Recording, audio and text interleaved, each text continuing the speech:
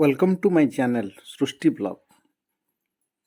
आपण मानक स्वागत जनाऊँ मो चैनल। आज ब्लॉग रे मु आपण मानक इको पार्क देखैबी जहाँकि कोलकाता सहर रे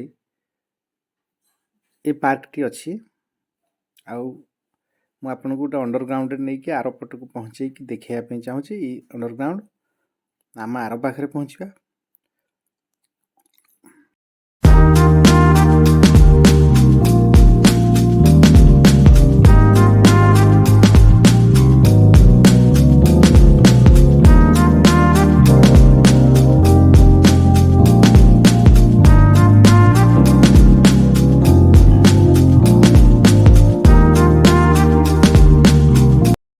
दर्शक बंधु आम पहुँची गलु इको पार्क रो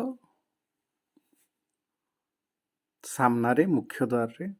ये नंबर 2 लिखाई अर्थ तो मुझे जानी। आई थिंक यहाँ गोटे हम बोधे गेट थी नंबर 2 गेट कि 2 रो मीनिंग भी मुझे जानी कौन कहीं 2 लिखाई। तो एनीवे मु आपण मानकु एठारे तार चतुर्पार्श्वर सौंदर्य देखौजी आपण मान उपभोग करंतु।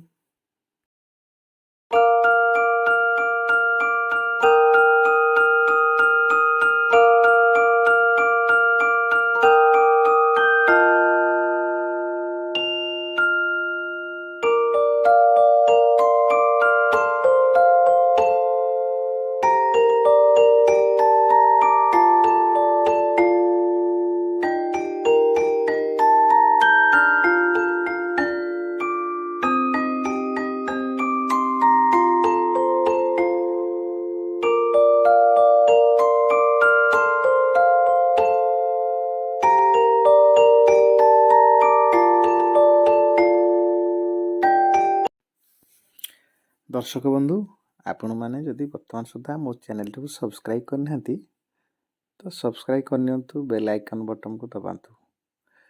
जिते सब नुआ वीडियो मु छाड़ी आपण पाखो नोटिफिकेशन पड़ेगो।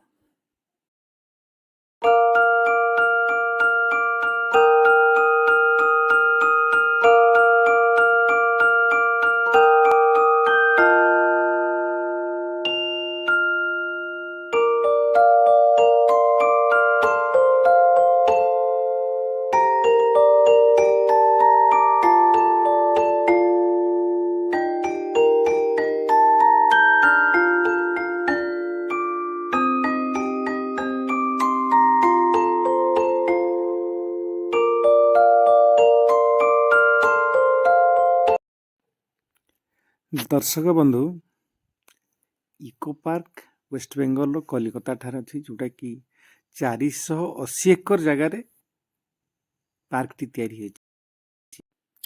पार्क टी कलिकता एवं भारतर सर्वबृहत्तम बहुत बड़ पार्क टी।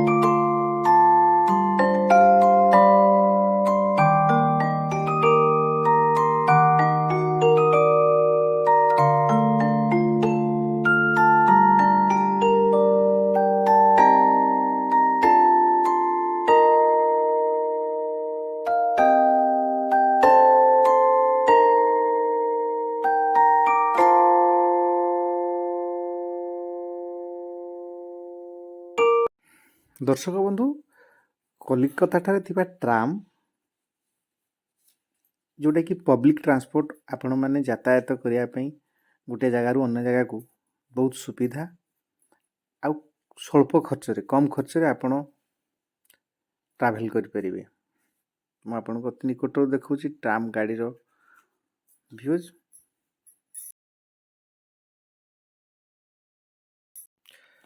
बर्तमान मुझे आपन को इको पार्क नाविगेशन देखेबी, तार लैंडमार्क देखेबी।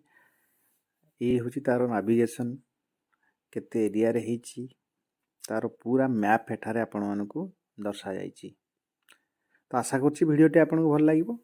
पुणी देखा हबो इको पार्क पार्ट 2 वीडियो रे। Thank you.